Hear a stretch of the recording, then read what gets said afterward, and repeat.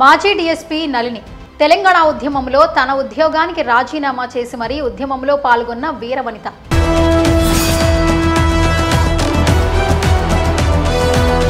ఆమె తీసుకున్న ఆ నిర్ణయంతో ఒక్కసారిగా ఉద్యమంలో మరింత జోష్ పెరిగింది. అప్పటి రాజకీయ నాయకులంతా శభాష్ నళిని అంటూ జయ జయ ధ్వానాలు పలికి ఆహా ఓహో అన్నారు.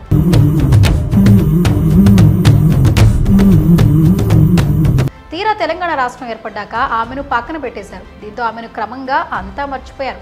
తెలంగాణలో కాంగ్రెస్ ప్రభుత్వం అధికారంలోకి వచ్చిన తరువాత సడన్ గా మాజీ పోలీస్ అధికారి చేసిన నళినికి మాత్రం ఎలాంటి న్యాయం జరగలేదు.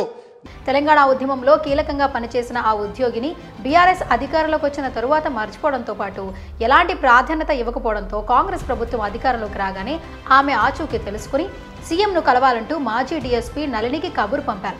నేరుగా సీఎం పిలవడంతో ఆమె రేవంత్ రెడ్డిని కలిశారు.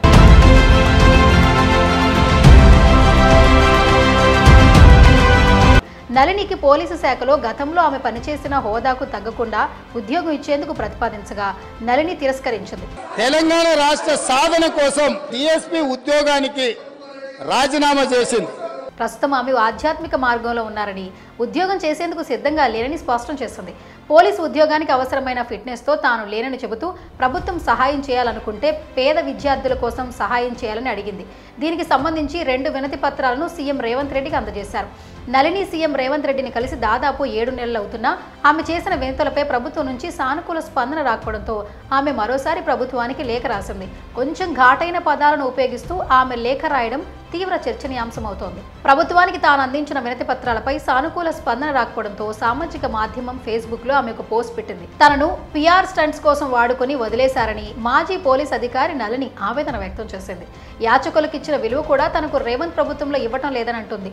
రేవంత్ రెడ్డి సీఎం కొలువుకు ఎక్కువగానే తనకు ప్రచారం కల్పించారని, ఇప్పుడేమో చప్పడే చేస్తలేదని నళిని పోస్టులో పేర్కొంది. ఇటీవల తెలంగాణ రాష్ట్ర దశాబ్ది ఉత్సవాలు జరిగిన సందర్భంలో నా ఊసే ఎత్తకపోవడం ఆశ్చర్యాన్ని కలిగించింది. ఇంతకీ తన 2 దరఖాస్తులు బల్ల మీదనే ఉన్నాయా లేక చెత్తబొట్టలోకి పోయినవో అనే అనుమానం కూడా వ్యక్తమవుతోంది. సిఆర్ఓ ఓఎస్టీకి ఒక లేఖ రాశారంటూ ఆమె ఫేస్బుక్ ద్వారా వెల్లడించింది.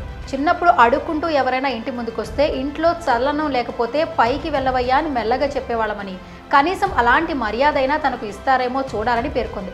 తాను చాలా ఏళ్లుగా ఎవరిని కలవలేదని, ఉద్యమం చేసేటప్పుడే తనకు చాలా విషయాలు అర్థమయ్యాయని చెప్పింది. 1 నెలలో తన పిటిషన్పై విచారణ పూర్తి చేస్తారని భావించారని, 7 నెలలు పూర్తయినా ఎలాంటి స్పందన లేకపోవడంతో రిమైండ్ లెటర్ రాయాల్సి వచ్చిందని నళిని తెలిపింది. సచివాలయం చుట్టూ తిరిగేంత సమయం ఓపిక తన వద్ద లేదనే విషయాన్ని స్పష్టం చేసింది. మరోసారి నళిని విషయం ఇప్పుడు హాట్ టాపిక్ అవుతోంది. అవసరం ఉన్నప్పుడు ఒకలా, అవసరం తీరిన తరువాత మరొకలా ప్రవర్తించడం రాజకీయ నాయకులకు వెన్నతో పెట్టిన విద్యనే అనే దానికి రేవంత్ రెడ్డి అతీతుడేం కాదు అంటూ నిరూపించుకున్నాడంటూ కామెంట్స్ చేస్తోంది.